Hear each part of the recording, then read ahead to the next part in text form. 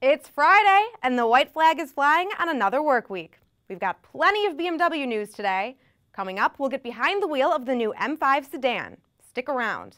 But first, let's make one more lap of the auto world with a Friday edition of Autoweek TV. Here we go.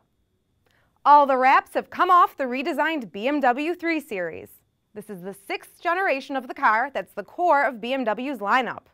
We'll see it live at the Detroit Auto Show in January, just before it goes on sale next spring. Here are some of the highlights. The new 3 Series is a bit longer than the current car. A 2-inch stretch in the wheelbase delivers more room for backseat passengers.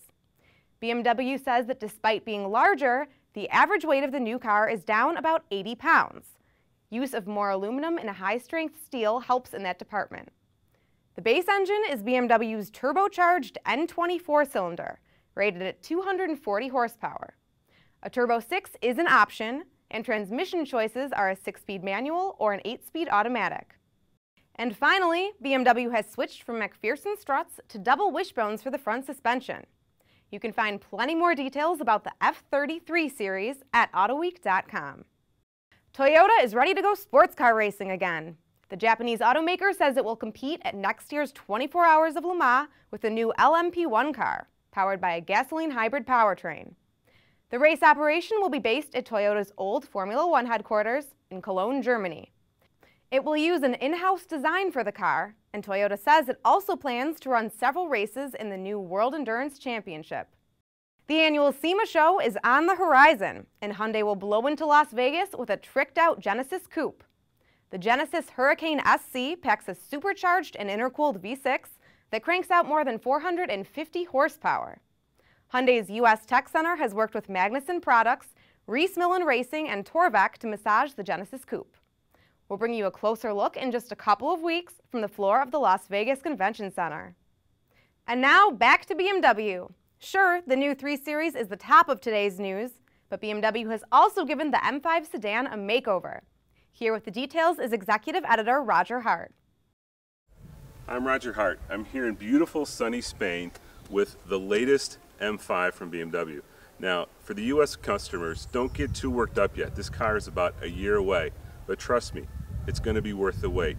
The twin turbocharged V8 puts out about 560 horsepower, but that's not the whole story. It's not just about the engine. Let's go for a ride. The 5th generation BMW M5 is a new benchmark in performance sedans in which other manufacturers, Audi, Cadillac, Jaguar, and Mercedes-Benz, just to name a few, must now try and match. And why is that? For starters, it's all about horsepower. The 4.4-liter V8 has 2 twin-scroll turbochargers that help pump out a whopping 560 horsepower and 502 pound-feet of torque. This is 10% more power than what the 5-liter V10 produced in the previous generation M5. And all the while, it delivers a 30% gain in fuel economy. The M5 will accelerate from 0 to 62 miles per hour in just 4.4 seconds. The top speed is limited to 155 miles per hour, but a performance option will raise that to 195 miles per hour. Power is routed to the rear wheels through a Getrag 7-speed dual-clutch gearbox controlled by steering wheel-mounted paddles, and that is the only transmission choice for now. Don't hold your breath for a manual option. And while the new engine is the big news, the M5 is more than just an engine upgrade.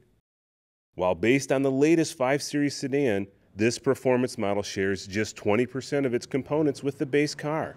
It's more than 2 inches longer and nearly 2 inches wider than its predecessor. Riding on standard 19-inch tires with huge 6-pot front calipers clamping 400-millimeter discs, the M5 has a presence that right away announces its sporting ambitions. Our first drive of the new M5 came on the public roads near Seville, Spain, and at the Ascari racetrack. Even with the monster rear tires, the prodigious horsepower of the M5 had the traction control light flashing often, trying to find grip on the low-friction, 2-lane roads leading to the track. But once there, the M5 felt right at home. There's very little lag in getting the turbo spooled up, and the power comes on quickly. Overtaking is effortless. Torque begins to come on around 1,500 revs and peaks around 6,000, and it continues to push you back into the leather seat all the way up to red line. And with all that power, you can turn the traction control all the way off and drift the car to your delight. The only real problem we can see with the M5 is that you'll have to wait until sometime next summer to take delivery. For Autoweek, I'm Roger Hart. Thanks, Roger. And don't forget, Dan Weldon makes his run for $5 million on Sunday at the IndyCar finale in Las Vegas. Can the Indy 500 winner come from the back of the field and grab the cash? And will the championship go to Dario Franchitti or Will Power? Keep up with this and all the racing news all weekend long at Autoweek.com. Now it's time to go grab some fresh apple cider and donuts. Have an awesome weekend. We'll be back on Monday. And remember to enjoy the drive. Thanks for watching today's edition of Autoweek TV. Be sure to catch all the latest car enthusiast news on Autoweek.com, in Autoweek magazine, and in Autoweek's iPad edition.